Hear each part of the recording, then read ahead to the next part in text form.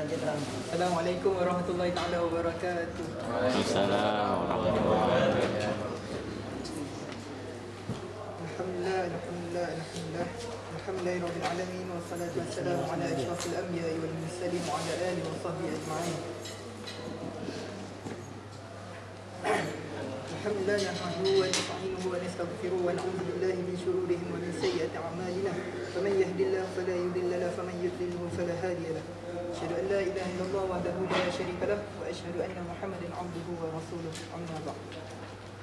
Alhamdulillah dapat kita berkumpul pada malam ni dekat McDougal untuk kelas hari mengaji sempena minggu sempena Maxis kan. InsyaAllah malam ni kita akan cover beberapa tajuk hukum tajwid yang kalau kita baca Al-Quran kita akan jumpa banyak hukum tajwid ni lah. Antaranya hukum nun sukun dan tanwin, hukum mim sukun, mad arid lil sukun, mad iwad, mad silah, mad jaiz munfasil, mad wajib mutasil dan lain-lain lagi kan. So kita tengok masa mana yang sempat untuk kita go through mana yang sempat je lah kan. So kenapa kita perlu belajar tajwid untuk mencantikkan bacaan kita lah. Okay, ada satu ayat surah Al-Muzammil ayat keempat. A'udzubillahi minasyaitonirrajim. Uzid 'alaihi wa rattilil Qur'ana tartila. Atau lebih dari seperdua itu dan bacalah Al-Quran itu dengan perlahan-lahan. Kalau kita nak baca Al-Quran sekadar baca saja, boleh je kita baca laju kan, tanpa hukum tajwid. Tapi adakah sejauh mana kita memahami dan menghayati ayat Al-Quran itu kan? Okey, contoh. Bismillahirrahmanirrahim. Alhamdulillahirabbil alamin arrahmanirrahim maliki yaumiddin iyyaka na'budu wa iyyaka nasta'in ihdinas siratal mustaqim siratal ladzina an'amta 'alaihim ghairil maghdubi 'alaihim waladdallin amin. Tu bacaan yang tak ada tartil kan? Bacaan yang laju. Sejauh mana bila kita baca Al-Fatihah tadi, jadi baca kan? Bila korang dengar, dapat korang menghayati? Dapat korang tangkap apa yang saya baca tadi? Saya ke nak sebut aku lah, Syafri. Dapat tangkap apa yang dibaca tadi kalau baca dengan laju. Okay, compare dengan saya akan baca dengan cara perlahan Bismillahirrahmanirrahim. Alhamdulillahirabbil alamin. Arrahmanirrahim. Maliki yaumiddin. Iyyaka na'budu wa iyyaka nasta'in. Ihdinas siratal mustaqim. Siratal ladzina an'amta 'alaihim ghairil maghdubi 'alaihim waladdallin. Mana lebih jelas? Baca perlahan tadi ataupun dengan baca laju tadi? Baca perlahan kan? Dan mana yang lebih sedap? Suara saya tak ada sedap kan? So dua-dua tu memang tak sedap lah kan? Tapi kalau nak tengok baca laju dengan baca perlahan, lebih elok kita baca perlahan kan? Bila mana kita baca perlahan, kita dapat menghayati Al-Quran tu dan kita rasa seolah-olah Al-Quran tu sedang bercakap dengan kita. Tambah kalau kita faham bahasa Arab, lagi senang kan?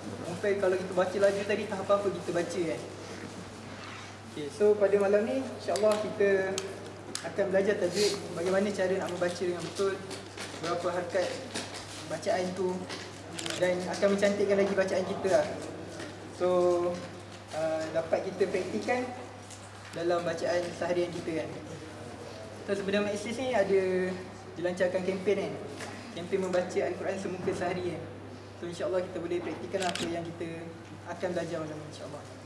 So tanpa membuang masa, saya menjemput saudara Ahmad Khalis untuk ni untuk ajar pada malam ni insyaAllah, untuk berkongsi ilmu insyaAllah.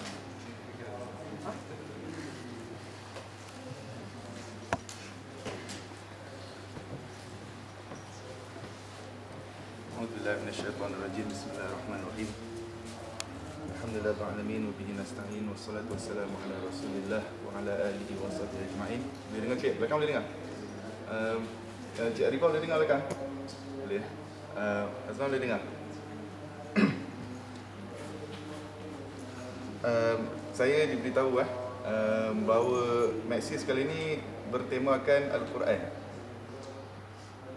Dan kita mensasarkan bahawa setiap orang yang berada dalam komuniti kita ni akan membaca kurang-kurangnya satu muka surat Al-Quran dalam sehari. Betul Saya tanya, siapa pengerusi ni? Pengerusi Maxis? Betul Okey. Jadi kita nak test. Ni hari keberapa? Hari kedua Okey. Kita nak test sama ada matlamat ni telah berjaya ataupun tidak. Siapakah kat sini yang semalamnya telah membaca sekurang-kurangnya satu muka surat Al-Quran? Maka angkat tangan sekarang. Okey, tutup mata. Okey, tutup mata. Okey, tutup mata. Okey, tutup mata. Okey. Okey, siapa yang telah membaca sekurang-kurangnya satu muka surat Al-Quran semalam? Boleh angkat tangan. Okey. Maknanya kita boleh kata alhamdulillah setakat ni. Okey, boleh buka. Alhamdulillah setakat ni success rate dia boleh dikatakan 90% lah bagi yang datang ni, kan. So sebelum semalam kan kita tanya kan tadi berapa ramai yang baca semalam kan. Cuba kita sekarang kita nak tanyalah in public kan. Tapi berapa ramai antara kita yang telah menjadikannya satu amalan secara berterusan, kan. Maknanya setiap hari dibaca sekurang-kurangnya satu muka surat Al-Quran, kan. Tapi itu orang kata minimum lah. Kalau Nabi SAW kan dia menetapkan pada para sahabat dia sekurang-kurangnya berapa? Satu juzuk dalam sehari. Maknanya 30 hari dia akan khatam satu Quran. Setahun dia akan baca 12 kali, kan. Dalam masa beberapa tahun Quran tu dah masuk dalam hati dia, dah melekat, kan. Dia dah dicelup. Macam kalau tengok benang kan, orang kata ada biskut kan, biskut luar dia ada coating coklat kan. Kita patahkan tengok dalam dia tak ada coating, itu orang kata superficial. Kita kikis coklat tu hilang, kan. Tapi sahabat dia tak superficial. So orang baca Quran dia skip ni mungkin dia jadi orang yang superficial je daripada luar dia. Islam yang superficial. Tapi kalau dibaca setiap hari, kan, baca sejak hari, orang kata otak dia ni dibasuh dengan Quran, bangun pagi Quran, solat Quran, apa semua benda Quran, dia pergi kelas buka Quran, kan. Itu orang kata kalau macam dalam kita ambil benang kan, benang daripada baju ni kan, kita gunting-gunting, kita tengok tengah-tengah dia pun colour biru juga. Itu orang kata segala jasad dia tu, hati di dalam ni semua dah dicelup dengan Quran, kan. Okey. So persoalannya sekarang kan, kalau kita tanya masyarakat di luar sana kan, kebanyakannya, dan saya agak yakin lah, tak semua yang membaca sekurang-kurangnya satu page hari. Ataupun kita tak cakap satu page lah, kita cakap 3 ayat lah, kan. Melainkan dalam solat. Itu pun solat baca Al-Fatihah, surah An-Nas, ataupun surah Al-Ikhlas, ataupun surah Al-Kawthar. Kalau boleh nak lebih cepat. So agak-agak kenapa situasi ini terjadi? Okay, mungkin di Islam Brothers nak jawab. Kita tanya daripada kenapa agak-agak ramai daripada kita yang tidak betul-betul beriltizam nak membaca Al-Quran? Malas. Salah satunya malas. Daripada side sistem mungkin nak jawab lah. Allah bagi cuti. Okey, itu itu jawapan benda yang unavoidable lah, kan. Okay, salah satunya tadi seorang brother sini cakap sebab malas, kan. Salah satunya sebab malas. Sebab yang lain, kadang-kadang kita tengok, pernah tak tengok orang solat, kan, dia angkat takbir, belum sampai 20 saat dia dah rukuk, baik tangan dia sentuh lutut dia, dia terus angkat Sami Allahu liman hamidah, lepas tu dia sujud, baik kepala dia sentuh ke kapet, dalam split second dia dah bangkit balik. Pernah tengok? Siapa masa kecil-kecil dia pernah buat benda ni?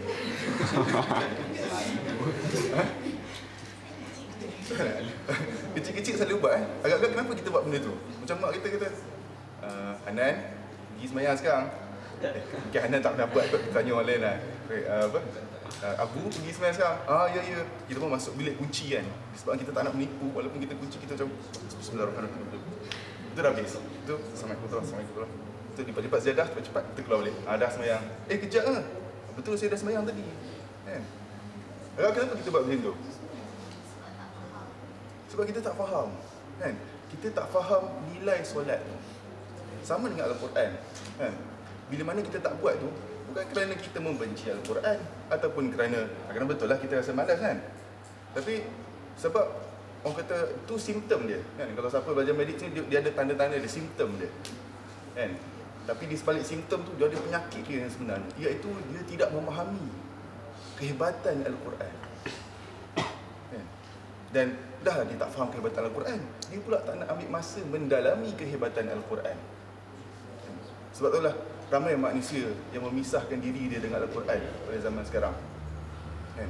Saya teringat masa cuti bulan Ramadan baru ni kan, jumpa seorang ustaz ni lah. Dia grad dalam tafsir kan. Kemudian minta nak belajar Quran dengan dia. Nak belajar satu buku dengan dia. Kan? Buku ni macam buku yang kompleks lah. Lepas tu dia tanya, dah hafal berapa juzuk? Betul, saya pun jawab kan, dah hafal sekian-sekian lah. Okey, tak apa. Dan sepanjang Ramadan tu, dia tolak tepi buku tu dan dia spend masa yang saya baca Quran saja.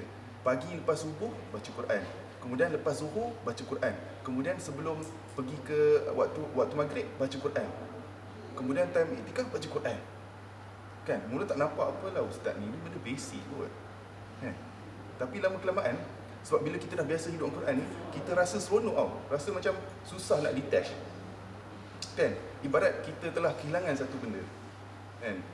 So sebelum kita start tajuk ni yang penting ni, kadang-kadang kita tajuk gempak sangat kan, tapi kita tak baca Quran. Kan? Boleh jadi tajuk kita tak hebat, tapi kita ada keinginan untuk baca Quran, maka itu yang lebih baik sebenarnya. Okey, so kalau ikutkan nak baca slideshow tadi kan, dan memang sifat manusia, benda yang pada dia nampak efek yang immediate, dia akan suka. Sebab tu kalau tengok dalam masyarakat sini di UK ni, dia terdedah dengan banyak permasalahan, antaranya permasalahan alkohol dan juga masalah dadah. Sebab kita dapat instant pleasure kan, minum alkohol instantly lupa masalah. Isap ambil cannabis, instantly hilang masalah, immediately gembira, happy, tak buat apa pun kan. Sedangkan kita orang Islam, orang kena baca Quran, kena pujuk diri semua, kena duduk dengan kawan baru happy balik kan. So ini sifat manusia kan. Dan sifat ni juga ada pada orang Muslim, iaitu kadang-kadang kita tak nampak benda yang in the long run dapat mendatangkan manfaat kan. So kita nak benda yang obvious pada kita nampak manfaat. So contohnya yang mudah kan, mungkin kita menjauhkan diri kita daripada Al-Quran sebab bila kita baca kita rasa tak ada efek pun. Kita rasa macam biasa je baca. Apa ni Allah cerita pasal berhala-berhala, zaman sekarang mana ada berhala lagi kan? Betul tak? Ke tak relevan dengan Al-Quran sebab ada berhala kan? Tapi perjuangan Nabi tu semua pasal nak tumbangkan berhala. Macam mana pula dengan perjuangan kita sekarang? Apa kaitan kita dengan berhala? Kan? So kadang-kadang kita tak resut dengan keadaan semasa. Sebab tu kita menjauhkan diri daripada Al-Quran. Okay, so ibaratnya kalau kita tunjuk satu gambar kan, agak-agak antara dua, kita tanya yang brothers kan, antara dua wanita ni mana lagi menarik? Kanan. Yang kanan tu? Bagus ni. Mana lagi menarik? Yang perempuan apa? Kedua-dua tak menarik. Saya rasa mungkin ramai akan jawab Nurul Bush tu lebih menarik daripada yang kenal tak Bush? Dia pernah jadi Presiden US tau.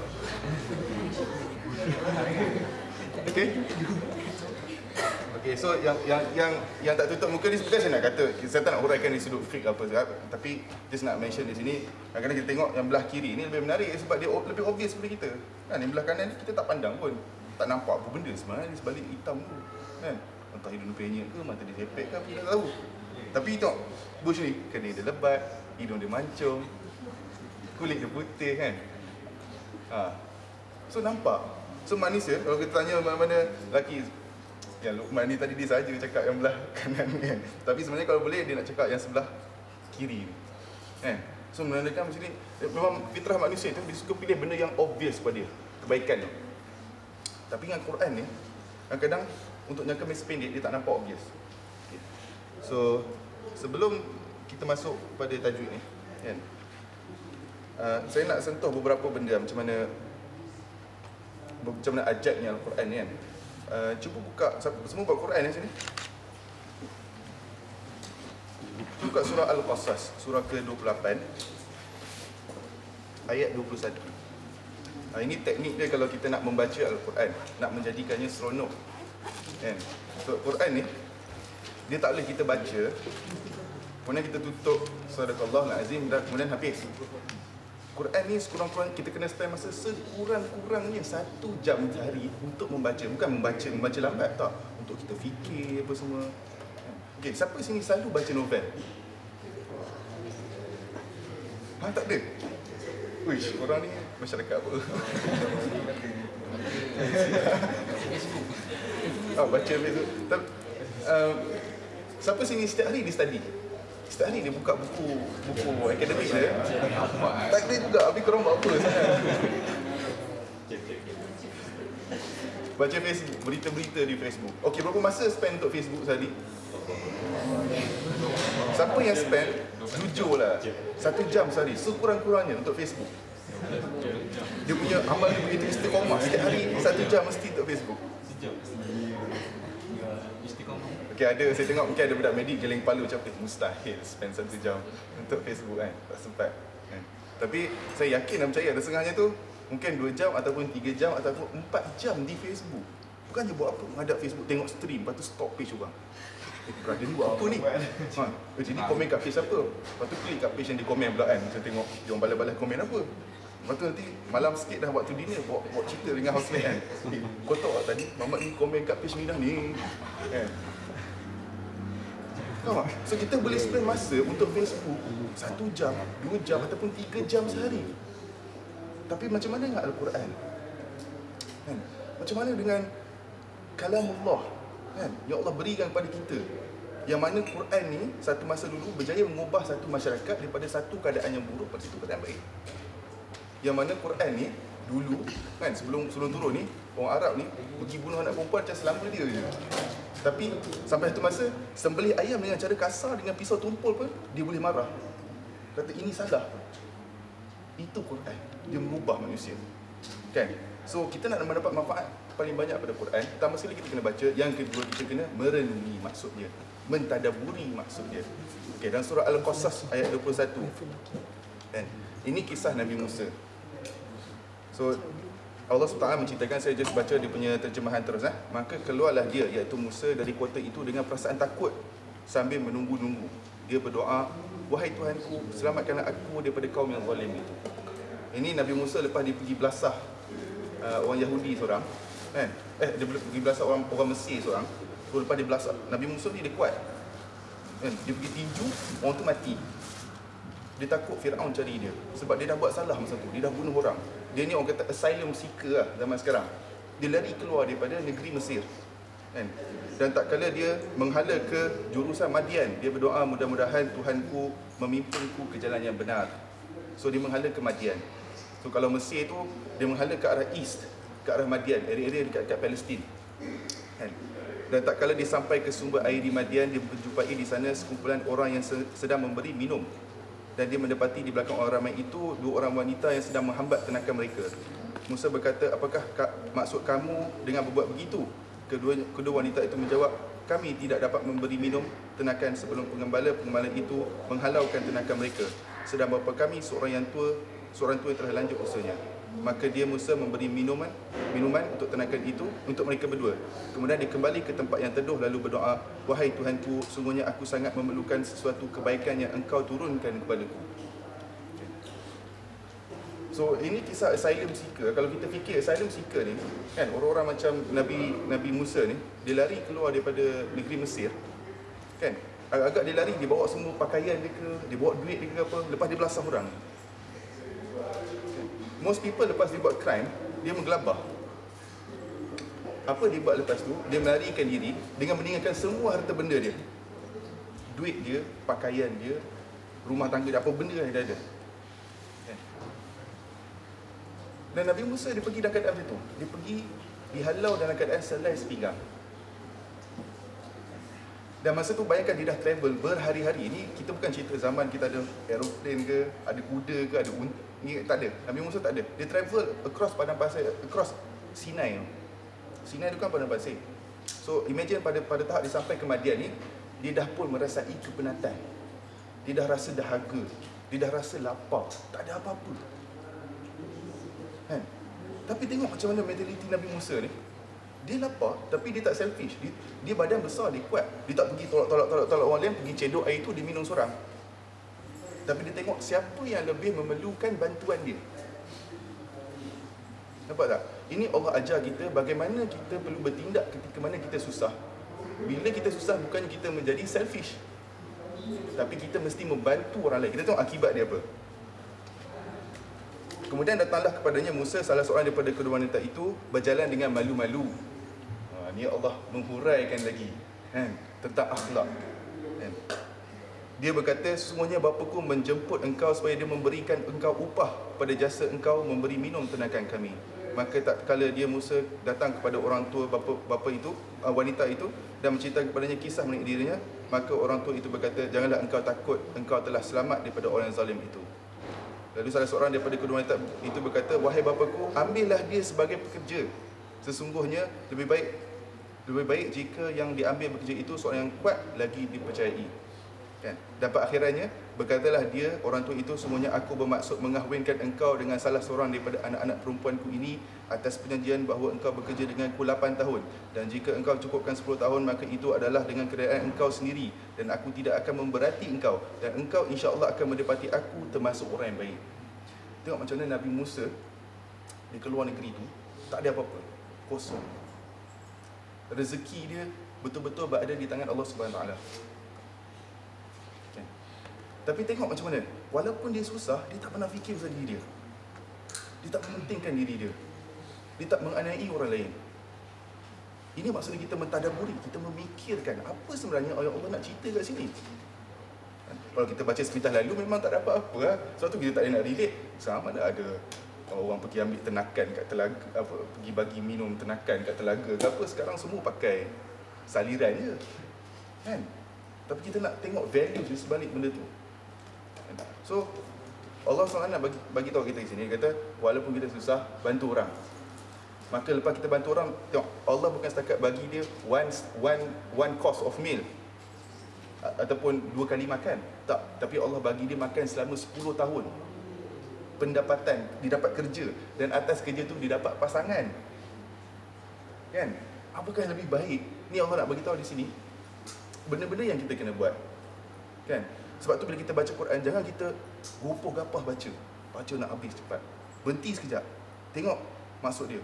Fikir. Apa yang Allah SWT nak cerita sebenarnya? Dan fikir tu kadang-kadang dia ambil masa lama. Kadang-kadang 2 ayat boleh ambil masa 15 minit. Tapi kita rasa seronok. Kadang-kadang kita, oh ini yang Allah nak cerita kat aku sebenarnya. Kadang-kadang masa sehari kita tak banyak berfikir. Kan? Kalau macam orang exercise otot, kan? Dia jadi besar betul tak otot dia? Kan? Sama dengan otak. Kalau makin banyak kita berfikir, makin bukan besar kepala kita, makin mantap otak, makin gempak lah kita fikir. Sebab tu dalam Quran dia kata afala tatafakkarun. Kenapa ni kamu ni tak berfikir? Berfikir. Kan? Okey, ini antara keajaiban Quran. Okey. Buka lagi satu sebelum kita masuk tajuk ni. Nak sentuh lagi satu. Buka surah Al-Ghashiyah.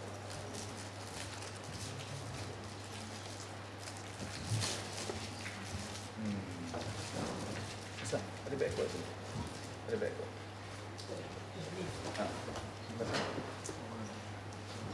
Okey Dalam surah Al-Ghashiyah ada part yang diceritakan pasal orang kata syurga lah. Kan? Okey. Part ni dia kata daripada ayat ke-10. Okay, ayat 10 dia kata fi jannatin 'aliyah. Kadang-kadang kita tengok ayat-ayat pendek kita rasa macam tak boleh nak mentadabbur sebab terlalu pendek. Fi jannatin 'aliyah. So di dalam jannah ni maksudnya bukan syurga, dia maksudnya taman-taman. Jannatin 'aliyah. Di taman-taman yang tinggi. Taman-taman paling cantik kat dunia letaknya kat mana? Babylon. Ya? Babylon. Di mana? Babylon. Di Babylon. Okey, kata Babylon apa dia? Cakap dalam hati. Di dalam taman ada dalam hati ada taman. Tapi compare garden yang orang buat dekat Penang kan, dekat tepi-tepi pantai ke apa, dengan garden dekat Cameron Highlands. Ada bunga orchid, ada strawberry. Cantik kan? Ni orang nak cerita jannatin 'aliyah daripada tempat yang tinggi. Cantik dia punya garden tu. Penuh dengan keindahan. Sejuk, nyaman. Mana ada orang Malaysia nak duduk kat KL lama, dia mesti nak lari ke Genting Highland, tak pun ke Cameron Highland. Wah, masa tu seronok lah, boleh hembus keluar asap apa semua kan. Rasa happy. Sebab tu korang semua ada kat sini, sebab nak lari daripada kepanasan Malaysia. Okey. Fi jannatin 'aliyah la tasma'u fiha laghiyah. Dan mereka tidak mendengar perkataan-perkataan yang menyakitkan hati. Kan? So kat dunia ni kadang kita berasa sedih. Bukan sebab apa pun. Sebab kawan kita kata something yang kita tak suka. Kan? Kadang-kadang dia mengumpat kita tertahu pasal benda tu. Kita rasa sedih. Tapi dalam syurga tak ada benda ni semua. Manusia takkan mengucapkan benda yang menyakitkan hati siapa pun. Alangkah bahagianya. Kan? Kadang boleh gaduh sebab perkataan, bercerai sebab perkataan. Kan? So kadang-kadang kata-kata ni memang dialah punca segala kerosakan yang terjadi di muka bumi. Tapi di syurga tak ada benda tu. Kemudian Allah cerita lagi. Fiha ainun jariyah. Kan? Di sana ada mata air yang mengalir. Kan? So mata air yang mengalir ni, kan? So Allah nak gambarkan suasana syurga. Kadang-kadang kita tengok holiday makers. Dia cari hotel yang macam mana? Yang ada swimming pool, yang ada fountain sebelah dia, kan? Yang ada air, kolam-kolam yang air dia tenang. Sebab apa? Manusia memang suka benda-benda macam tu. Dia suka air. Bukan suka minum air samprat ke apa, tak. Dia suka air. Kan? Dia suka sebab ada bahan. Sebab tu kadang tengok orang setengah orang yang kaya, dia buat kolam kecil tepi rumah dia kan. Ada fountain apa semua. Ni keadaan di syurga. Kan? So Allah nak relate dengan fitrah kita yang suka air. So maknanya bila kita baca Quran ni, jangan kita baca je. Kita imagine jannatin 'aliyah la tasma'u fiha laghiyah fiha ainun jariyah. Ada fountain. Kan? Dan Allah kata apa lagi? Fiha sururum marfu'ah. Kan?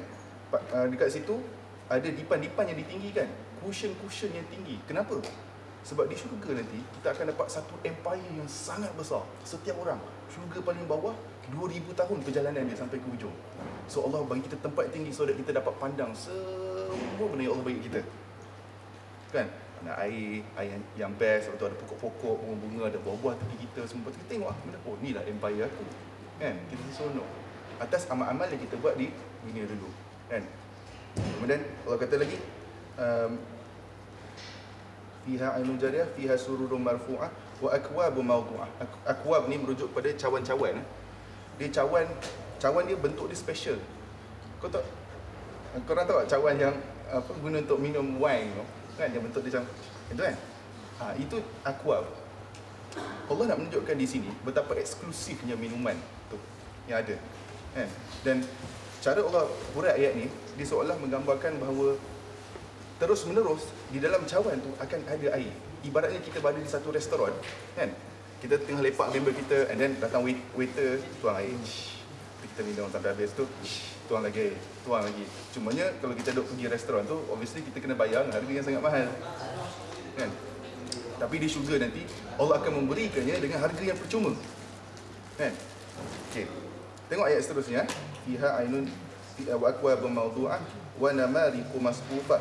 Dan bantal-bantal bersandar yang tersusun.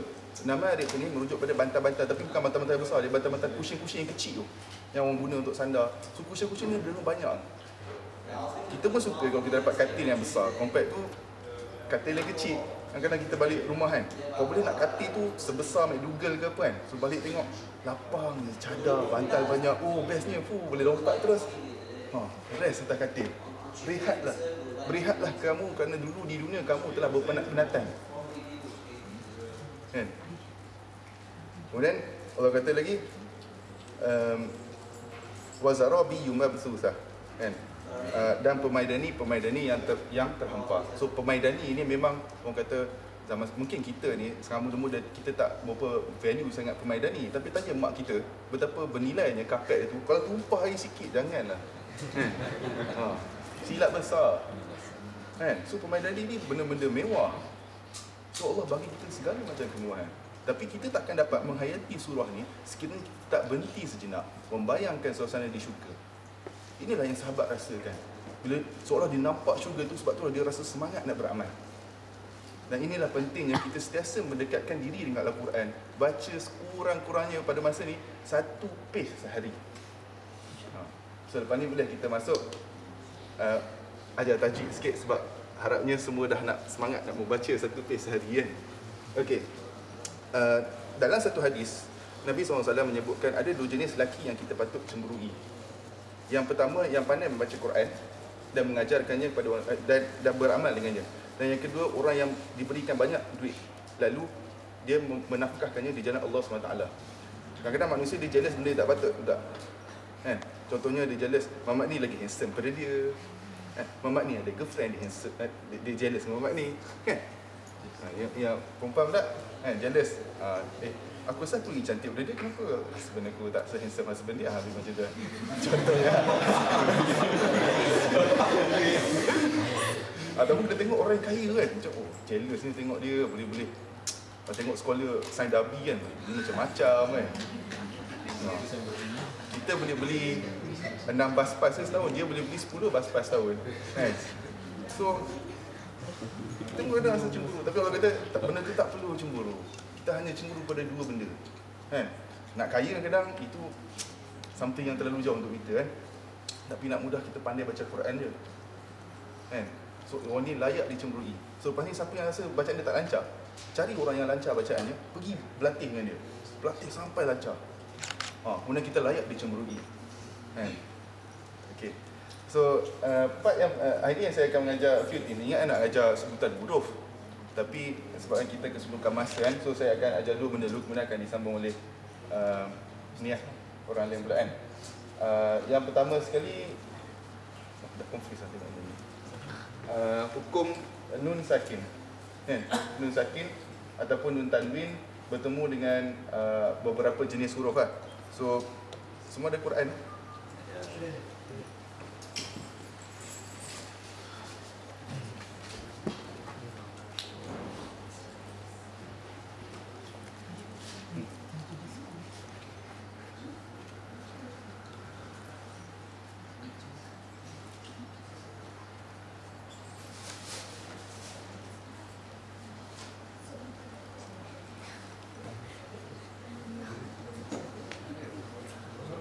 Okay, so nun mati ni ataupun nun tanwin kan, bertemu dengan mana-mana huruf dalam Quran, dia hanya ada 4 hukum je yang jatuh padanya.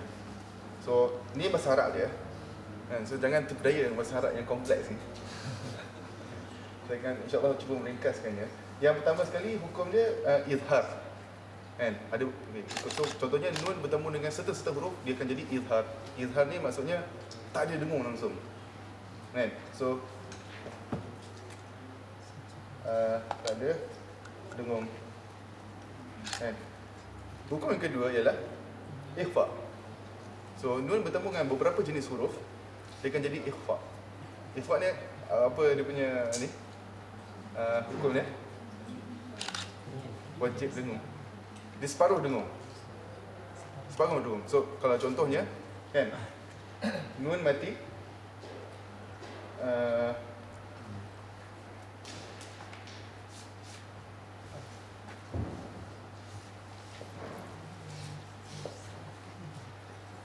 kan, nun mati bertemu dengan jin kan. So ni jadi ikhfa, maknanya waman dia macam nak jadi jin sikit tapi dia tak jadi jin lagi kan. So kalau macam contohnya izhar, ada ni pernah belajar masa sekolah menengah tu kan, kalau exam agama kot benda ni kan. So apa huruf-huruf izhar? Alif. Apa? Bagi tahu sekarang. Hamzah, Alif. uh, Ha. Win, Ha. Ha, Kha, Ain, Ha. Ha. So nun bertemu dengan mana-mana huruf ni, dia tak ada yang dia tak ada macam tu kan. So selain daripada huruf ni, kalau dia bertemu, sekarang ni kita just assume dia ada dengung separuh. So kalau contoh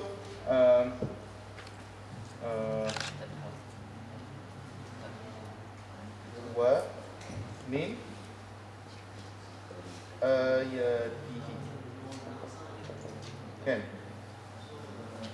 So ni huruf hamzah, nun mati bertemu hamzah, so hukum dia izhar. So dia tak ada wa min ayatihi, tu salah. Dia jadi wa min, dia jadi nun, dia tutup, tak ada dengung langsung. So wa min ayatihi kan.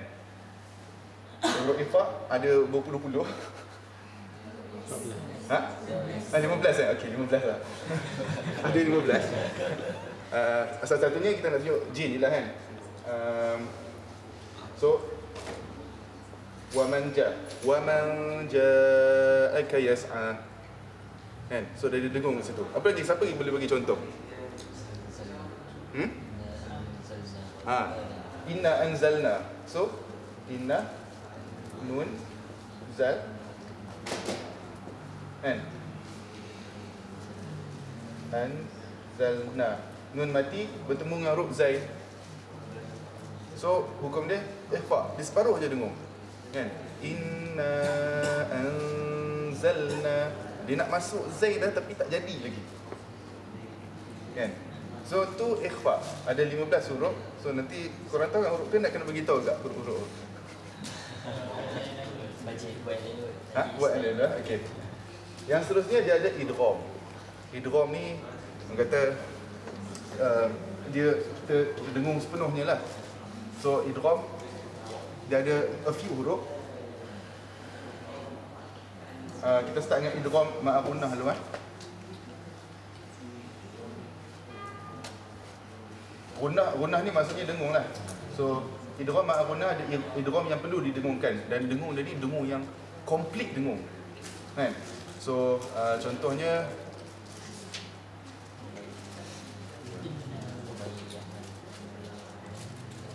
siapa boleh baca Linda?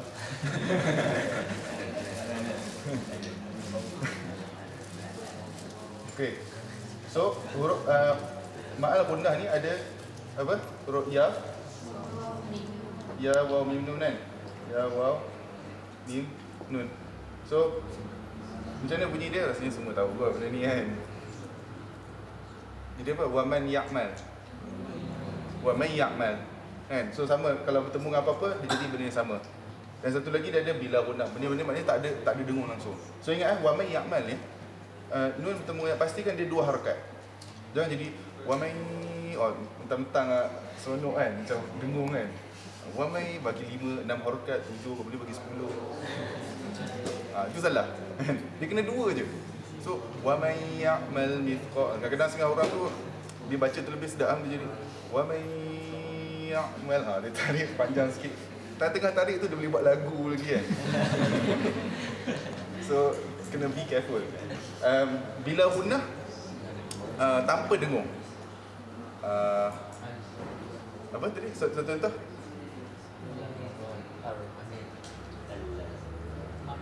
Marabuka.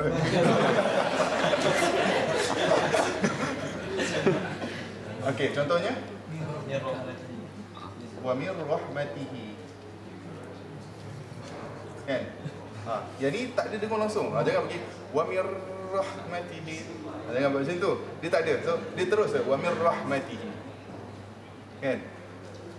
Dan akhir sekali dia ada huruf iqlab, di mana huruf iqlab ni ada nun bertemu, nun mati bertemu dengan ba. So biasanya dia ada mim kecil atas tu kan. So cara baca dia ialah contohnya wa mim ba'di ma ja kan. Wa mim, so dia tak jadi wa mim ba'di ma ja kan. Dia wa mim, Orang kata kalau cakap benda tu, cakap kat kawan, try sumbat kertas satu, celah bibir. Kalau boleh buat, itu betul. Kalau tak boleh buat, kena bagi mat. Kan? Itu cara bacaan yang betul. So, dia dua harakat juga. Kan? Baca dengan dua harakat. Okay. So, saya asal nak sambung kan? Kan? Teruskan. Okay, so itu untuk bahagian yang pertama. Kan? So, dia boleh pandang. Akan sentuh besar penat.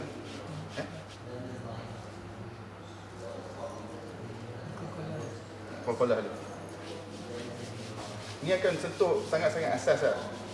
Sepatutnya kalau macam baca Al-Fatihah tu dah boleh, orang kata dah boleh cantik sebab Al-Fatihah ni kan dia rukun solat kan. Maknanya kalau kita tak baca betul, salah satu rukun solat kita dah tertolak. Kalau salah satu rukun solat kita dah tertolak, maknanya apa akan jadi dengan solat kita?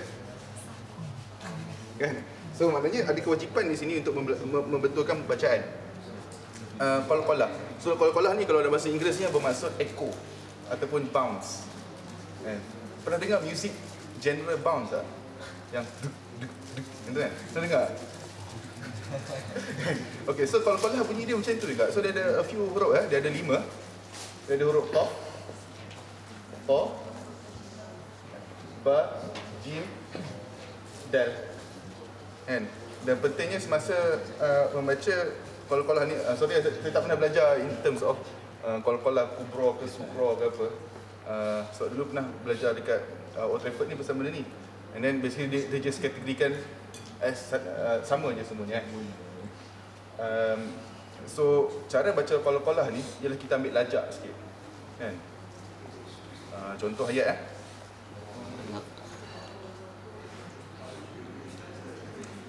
Tabbat yada abi lahabi wa tabb. Dia tak jadi tabbat yada abi lahabi wa tabb. Pernah dengar macam tu? Pernah kan? So bunyi dia tak cantik. Sebab qalqalah ni semua dia ada kaitan dengan emosi ataupun feeling masa baca Al-Quran. Kan? Wa tabb. Tabb ni dia merujukkan kepada satu bentuk siksaan yang datang secara perlahan-lahan tapi dahsyat. Sebagaimana Abu Lahab dulu pernah kena kan, dia kena sakit kulit kan, sampai kan dia mati, kulit dia tergopak semua. Orang Habisyah, orang hamba pun tak nak tolak dia masuk kubur, tolak pakai kayu je. Kan, so nak melambangkan betapa kerasnya siksaan Allah Taala. Tapi kalau kita baca tabbat yada abi lahab wa tab, dia tak feel lah. Kan, dia kena ada lajak sikit. Tab. So sama dengan huruf lain di dal, jim dengan qaf pun sama. Contoh yang lain. Contoh paling simple kan. Qul huwallahu ahad. Allahus samad. Lam yalid wa lam yulad wa lam yakul lahu kufuwan ahad. So make sure ada lajak kat situ. Kadang kita baca nak laju, kita jadi qul huwallahu ahad, Allahus samad, lam yalid wa lam yulad. Dia jadi ta semuanya instead of dal. Yeah. Okay, so itu qalqalah.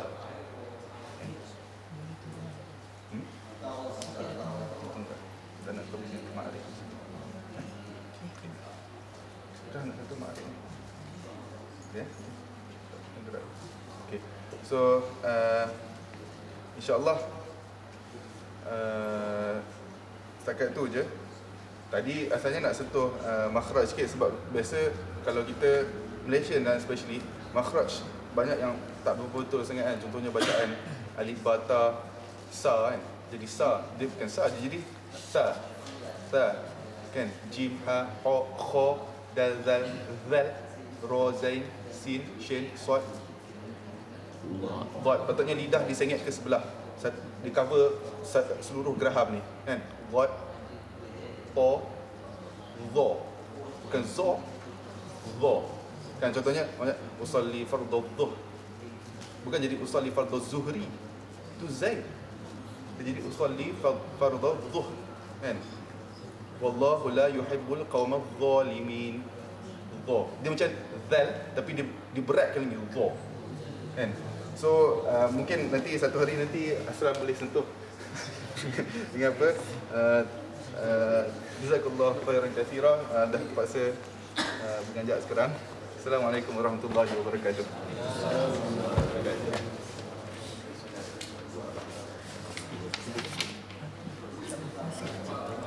So insyaAllah tadi kita dah sentuh pasal hukum nun sukun dan tanwin dan juga qalqalah. Najib terpaksa gerak dia nak pergi ke ber. So insyaAllah kita akan teruskan dengan hukum mim sukun. Hukum mim sukun. Kalau tadi nun sukun dengan tanwin bertemu dengan huruf hijaiyah, dia ada 4 hukum kan, iaitu idgham, ikhfa, izhar dan juga iqlab. Untuk mim sukun dia ada 3, iaitu ikhfa syafawi,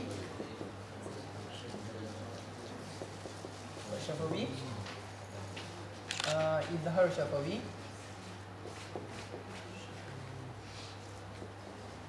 dan juga idgham mislain ni.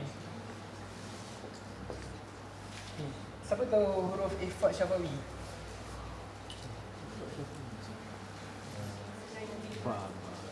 Ada satu kan?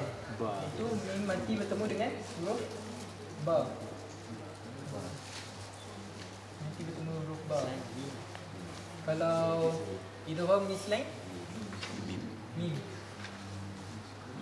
Kalau izhar syafawi selain daripada mim dan ba kan. Dia punya cara bacaan sama juga macam bacaan hukum nun sukun dan tanwin tadi, iaitu untuk ikhfa syafawi dia kena dengung kan, tapi bukan dengung yang dengung yang sempurna. Dia dengung separa dengung kan. Contoh contoh dia kita boleh ambil wa ma hum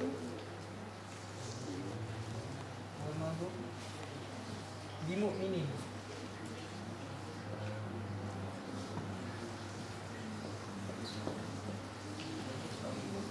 Ni mim mati bertemu dengan ba. Ni nampak kan belakang? Ni nampak kan belakang? Mim mati bertemu dengan ba kan. Kita tak baca wa ma hum bimu'minin, tapi kita kena dengungkan sikit, iaitu wa ma hum bimu'minin. Dengung dengan kadar 2 harakat kan. Ni contoh untuk ikhfa syafawi. Untuk izhar syafawi, kita ambil contoh walahum azabun azim. Mim mati bertemu dengan huruf ain, dibaca dengan izhar. Izhar tadi maksud dia dibaca tanpa dengung kan, iaitu jelas lah kan. Kita baca dia walahum azabun azim. Kita tak baca walahum tak ada dengung lah. Kita kena baca betul-betul jelas walahum azabun azim. Betul. Untuk idgham mislain, mim mati bertemu dengan huruf mim. Kita ambil contoh qulubihim maradun. Mim mati bertemu dengan huruf mim. Kita baca dia dengan dengung kadar 2 harakat kan. Qulubihim maradun, dia dengan kadar 2 harakat lah dengung. So ni hukum mim sukun kan. Dia ada 3, ikhfa syafawi, izhar syafawi dan idgham mislain. Ikhfa syafawi dengan idgham mislain kita baca dengan dengung kadar 2 harakat. Izhar syafawi kita baca sempurna. Ada siapa-siapa yang tak faham? Sorry lah, tak ada pengalaman mengajar kan. So macam terlalu ni sangat. Mungkin boleh faham kan? Jelas kan? So insyaAllah nanti kita akan praktikkan lah. Bila praktikkan nanti baru nampak lah. Okay, tadi nun sukun, mim sukun, qalqalah. Sekarang kita pergi ke huruf mat. Hukum yang berkaitan dengan huruf mat. Huruf mat ada berapa? Ada 3 kan? Apa dia? Alif, waw, ya. Alif, waw dan ya kan? Alif, waw dan ya, iaitu huruf mat kan? Okey, hukum mat, hukum yang berkaitan dengan huruf mat ni ada 13. Tapi kita tak akan sentuh semua malam ni lah. Kita akan sentuh beberapa yang kita selalu, kalau kita baca Al-Quran kita akan jumpa. Iaitu pertama kita akan sentuh pasal mat arid sukun. Kedua, mat iwad. Ketiga, kita akan sentuh pasal mat wajib mutasil dengan mat jaiz. Mat jaiz munfasil. Okay, so empat ni kita akan sentuh pada malam ni. Okay, apa yang dimaksudkan dengan mat arid sukun? Maksud dia, dia biasanya kita akan jumpa pada hujung ayat lah. Kalau kita perasan kan, kita akan jumpa pada huruf hujung ayat. Yang mana maksud mat arid sukun ni mendatang kerana sukun. Iaitu apabila huruf alif, waw dan ya ni dekat hujung ayat tu, dia akan jadi sukun dan bertemu dengan huruf hijaiyah. Contoh, Bismillahirrahmanirrahim. Him tu kan, Ar-Rahim. Okay, ya ni disukunkan kan. Dia mendatang, huruf mat ni mendatang kerana sukun. So kita akan baca dia ada 3 cara, sama ada 2 hakat, 2, 4 ataupun 6 hakat. Masa kita boleh baca terpulang pada kita nak baca berapa kan. Okay, contoh lain ni untuk huruf ya. Ni ya kan. Okay, kalau waw, contoh Alhamdulillahirabbil alamin arrahmanirrahim maliki yaumiddin. Kita ambil contoh senang lah, muflihun kan. Muflihun. Waw ni disukunkan. Waw. Ya. Contoh huruf untuk alif, Rabbana la tuzigh qulubana ba'da idh hadaytana wa hab lana min ladunka rahmah innaka antal wahhab. Al-Wahhab kan. Al-Wahhab, alif ni kan disukunkan. Okay, boleh nampak kan contoh dia kan. So dia melibatkan 3 huruf lah, ya, waw dan alif. Dia biasanya kita akan jumpa pada hujung ayat lah biasanya. Okay, satu lagi, kalau kita baca Al-Quran, bila hujung ayat, kalau kita tak jumpa mat arid sukun, kita mesti akan jumpa mat iwad. Dia salah satu lah. Ataupun satu lagi, kita akan jumpa huruf ta marbutah lah. Contohnya macam kat hujung ayat kita akan jumpa hasanah, rahmah kan. Tapi kita tak akan sentuh malam ni. Kita akan sentuh pasal 2 ni dulu, iaitu mat arid sukun dan mat iwad. Mat iwad pula maksud dia gantian. Okay, contoh dia macam kalau kita baca surah An-Naba kan, amma yatasaalun ani naba'il 'azim allazi hum fihi mukhtalifun kalla say'amun ma kalla say'amun alam naj'alil arda mihada. Alam naj'alil arda mihada. Macam ni je dia. Ada alif eh? Alif. Okay, macam ni. Mihada. Okay, kalau sebab dia berada di hujung ayat kan, kita tak baca dia mihadan, tapi kita akan gantikan dia dengan baris tanwin tu, kita gantikan dia dengan satu baris. So kita baca dengan mihada. Sebab tu ia dinamakan mat iwad. Mat iwad ni maksud dia mat gantian. Maksudnya huruf yang alif ni tadi, huruf mat tadi, kat hujung tu kita baca, kita gantikan dengan dia, tanwin ni kita gantikan dia dengan satu baris. So kita akan baca dia dengan mihada. So insyaAllah nanti kita go through surah An-Naba, kita akan jumpa banyak lagi contoh. Okay, lepas tu untuk mat wajib muttasil, mat wajib muttasil dengan mat jaiz munfasil. Siapa tahu apa beza dia? Siapa tahu apa beza mat jaiz munfasil dengan mat jaiz mat wajib muttasil dengan mat jaiz munfasil? Macam ni? Mat wajib muttasil dalam satu, mat jaiz munfasil? Apa yang dua? Apa yang satu? Kalimah. Dia huruf apa? Huruf hamzah kan? huruf alif bertemu dengan huruf hamzah dalam satu kalimah ataupun dua kalimah. Okay, itu maksud dia. Okay, untuk mad wajib mutasil, mutasil ni maksud dia bersambung tau, berangkai. Kalau kita kata, apa kata dasar dia? Ittasolah. Betul tak? Baik, ittasolah kan, kata dasar dia kan, yang bermaksud bersambung. Mad wajib, mad jaiz munfasil pula, maksud munfasil ni berasingan. Sebab tu huruf alif bertemu dengan hamzah dalam dua kalimah. Dalam dua kalimah. Itu untuk mad jaiz munfasil. Untuk mad wajib mutasil tadi, alif bertemu dengan hamzah dalam satu kalimah. Okey, so sekarang kita akan pergi pada contoh. Contoh paling simple untuk mad wajib mutasil ni. Untuk mad wajib mutasil, contoh paling senang, sawaun. Ni alif bertemu dengan hamzah dalam satu kalimah. Contoh lain, ulaika.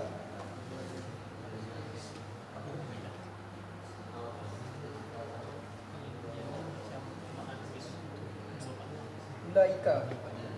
Alif ni sebenarnya ejaan dia, ulaika ni sebenarnya ejaan dia ulaika. Tapi dia gantikan dengan n, tanda ni. Maksud dia alif bertemu dengan hamzah dalam satu kalimah. So dia jadi macam ni. So dia jadi mad wajib mutasil dalam satu kalimah. Faham? Contoh lain banyak lagi lah. Ada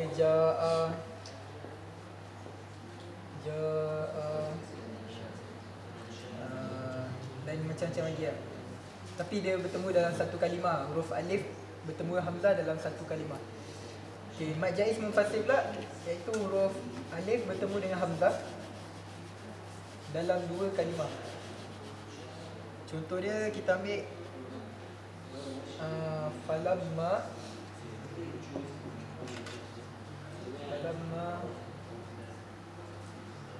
ada.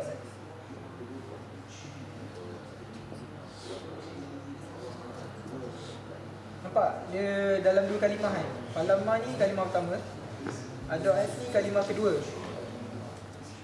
Mad jaiz munfasil ni tadi tu huruf alif bertemu dengan hamzah dalam dua kalimah.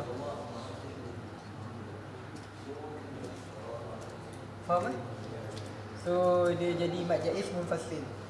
Okey, cara nak baca dia untuk mad wajib mutasil tu, dia dinamakan wajib sebab kita wajib untuk baca 4, 5 ataupun 6 harakat. 4, 5 atau 6.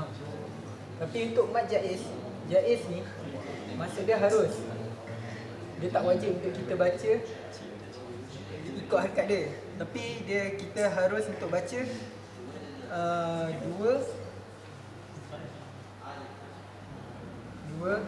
4 atau 5 harakat.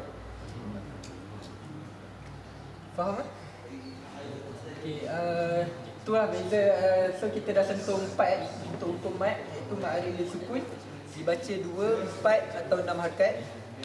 Mad iwad dibaca dengan kadar 2 harakat saja. Mad iwad dibaca dengan kadar 2 harakat saja.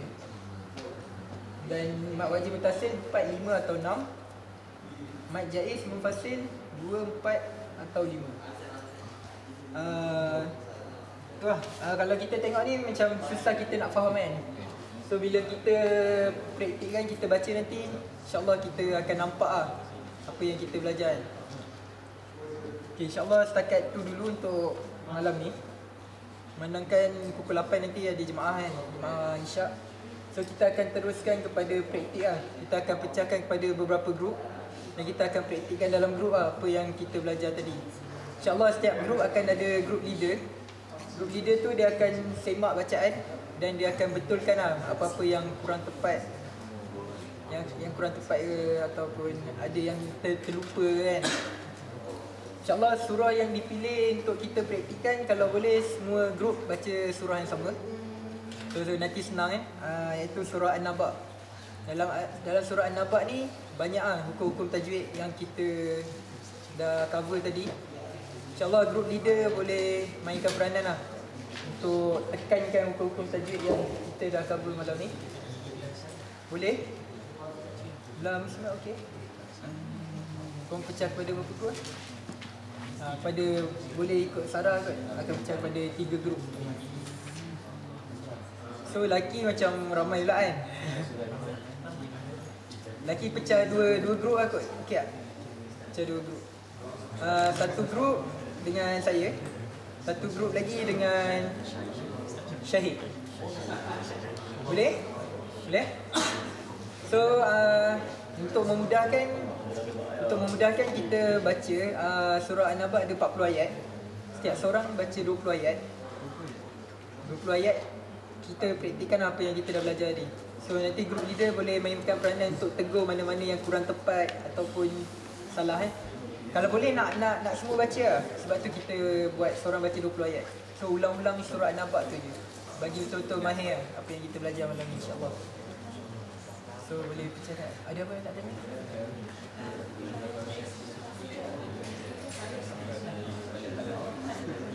Dua atau Mak Jais 2 atau 4 tahun ni.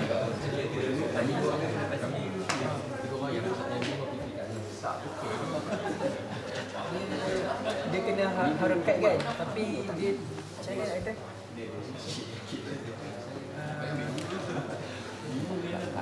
Habis 4 lah, dua-dua ada.